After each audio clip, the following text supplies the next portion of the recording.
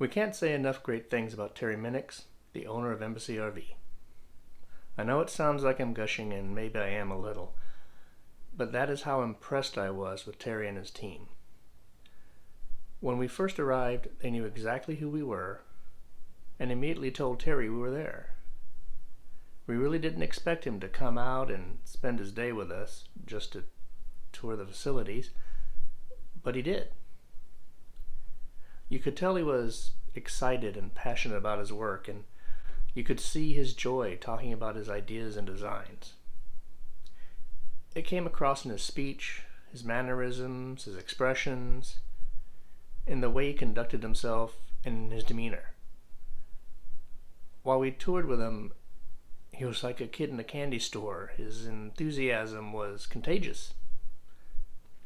You know, enough of me talking. Just watch the video.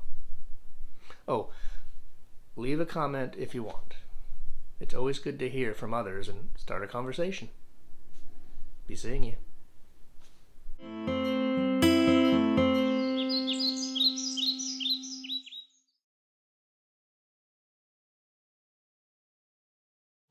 The service centers make money. So if one of the big companies used to put a water pump behind the refrigerator, it's the only place they could fit it. Right. They didn't warranty that you had to take the refrigerator out to change their water pump. Guess who gets that bill? Yeah, the driver. Yeah, the owner. They did a half-hour warranty to change the water pump. Well, it takes an hour to get the refrigerator out. Somebody's paying that bill. Right. We don't do any of that.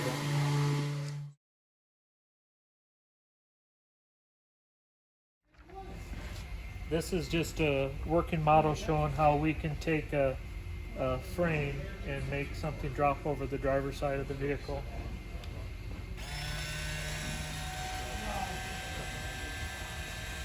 I built this in about 2 hours. It was driving me nuts. I had to build it. So that would be your luggage rack coming to you. Wow. And then after you load your kayak or whatever you load on it, it'll bring it right back up on the roof. I'm getting ready to build a larger version of this.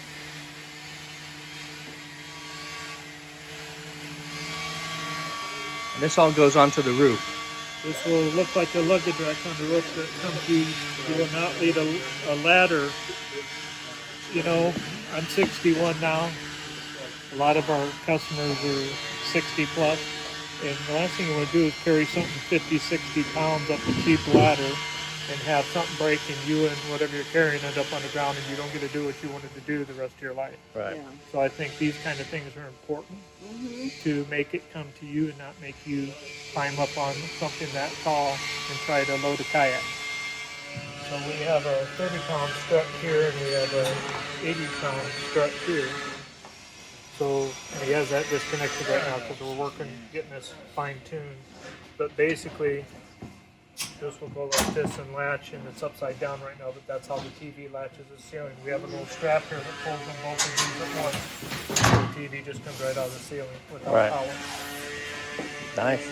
And then you would somehow bring it, you said, Well, with you a just strap? do it by hand, but what we do is we take the weight away by pushing different poundages. Right. It basically makes it very, very lightweight. You're not lifting the weight of the TV, which isn't heavy anyway, but it just helps.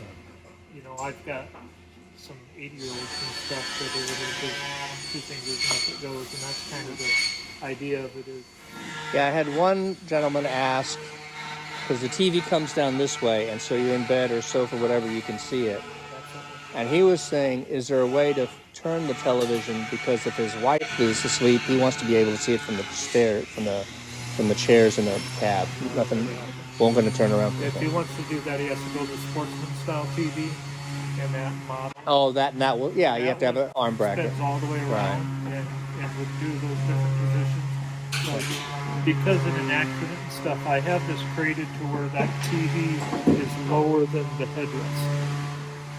Oh. So in an accident, you can't hit your head on any corners or anything on the back of that TV that would harm you. Visibility. It has to be aesthetic first. Okay. It has to be dependable. It has to be serviceable beyond belief. Right, serviceable. Okay. It has to be productionable. and we always go for longevity. Right. Whatever part I put in has to last. And that's why I go after the yachting industry more than the RV industry, because those parts I found are just built better and they last. This is just your opinion, but why do you think the yachting industry has thought of these things, and yet van industry? It's not that they thought about them; they pay for them. Okay. It's cost. Right. It all comes down to cost. Right. They sell the yacht for $1 million. Right. Okay. They sell an RV for $100,000 in the forest. And it comes down to like my inlet. I spend $58 for that smart plug inlet. The one that Forest River buys is about $15. I've looked at. You've talked about your prices for selling these things. You're not substantially different from anyone else. Because I sell direct, they have to sell through a dealer. Okay. The dealers mark them up to take trade-in. Right. Substantially. You'll see at the shows there's a huge discount. So what we do is we have a couple dealers we work with, and one's a real large dealer, one a smaller dealer in Florida, which you met Frank. Right. They take the consignment. So they'll take a consignment to one of our dealers and they'll sell it for you. You'll get your best bang for your buck, because I'm not making any money on it. It's just the dealer says, here's what I'm going to charge you to consign this vehicle. He doesn't have any money out, so he doesn't have to make as much as he does on a new unit that he has to spend money on. And then you get to buy a vehicle direct from us, and we're not marking it up $30,000 for a trade-in. That's just down the street. So I'm content. My porch for the RV was actually created from my ice house. Oh, okay. It works the same way the porch works. So you actually sit in here and this around you, and when you hit buckles, this opens up to a 14-foot shelter. And Wow. you're inside with the four-wheeler. I can sit on the four-wheeler, clamp rods to my aluminum poles, and drill 4 holes, and wiggle the four-wheeler and jig all the rods. Not just jiggle the rods. Getting off the four-wheeler. That's efficiency. Yeah. Basically, this goes to 3rd graders to 12th graders and teaches science, technology, engineering, mathematics for the STEM Scouts. It's free to the schools, and they get kids to sign up to the STEM program. Once they get involved in the program, the schools love it. Companies like when we took the unit down to Indy, when I did the first event with them down there, Lilly Company was down there at the big science fair in Indy. They ended up buying the vehicle for the Indy STEM Scouts because it was such a neat program. And that's what we see happening a lot with these kind of things, is big companies get involved because it's so good for the kids. The STEM program, their poster child was, from what I understand, kicked out of 3 regiments of the Boy Scouts. And when the STEM program started, he is now their poster child because the light bulb came on, and he just needed inspired in a different way. And that's kind of what you know about kids, is not every human being's the same, and some inspiration comes in different ways. But when we can take a child and get them involved in something like this and get the light bulb to come on, you possibly have changed generations. Yeah. Right.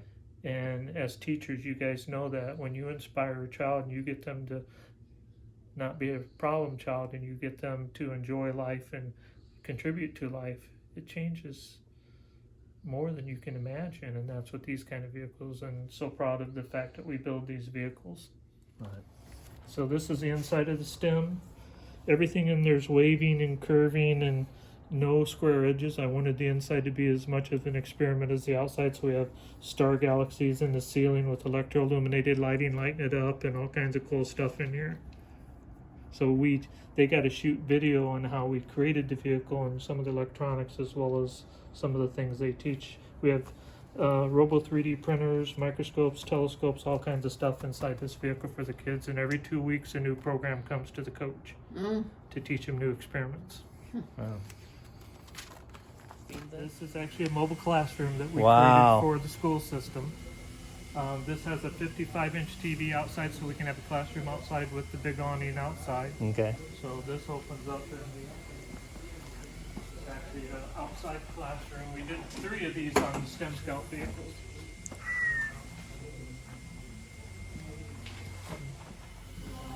The lights come on when you walk in for the steps. Oh, and it's a real So classroom. I had to create custom desks that would seat 30 kids. And they each have 120 volt outlets and USB charge for tablets. And then this is tablet storage here, but this moves by pulling a lever in the back and comes out, and it's a podium for the teacher. Mm-hmm. And then I have 3 TVs inside. These both spin around, and TV powers from the ceiling, so anything they're playing on their computer, everyone else gets to see throughout. And storage up above? Storage up above for the backpacks and things, and then Right. we have a ducted air conditioner. I actually put a barred air conditioner and heating system in this, just like you'd have on a classroom at a school. Right. This doesn't have RV stuff in it. Right. So we ducted it just like an airplane, and they run through our overhead cabinets. So each seat gets air conditioning and heat blown at it. This is for a handicapped child. This spins out of the way. That seat folds and flips up. Yeah, I Put a noticed you have wheelchair this there, here. and then flip this back over. Right. So I had to create a desk system that you can sit down and flip this up, flip this over, and your legs can still stretch out. And you can still fit a lot of people in a small space. It becomes a podium, but this also stores all of their tablets Right. and charges them all in one spot as well. On this side, they all plug in and charge, and then we have a little inverter here to plug that into, so it'll charge when they're going down the road also. So that's fun stuff we get to do, and that's just part of what we do. I mean, it's easier sometimes to say what we haven't built than what we've built, and it's what keeps us excited. And you know, when you create new things, you get to, you know, see the joy in people's faces, and the fact that we're helping them do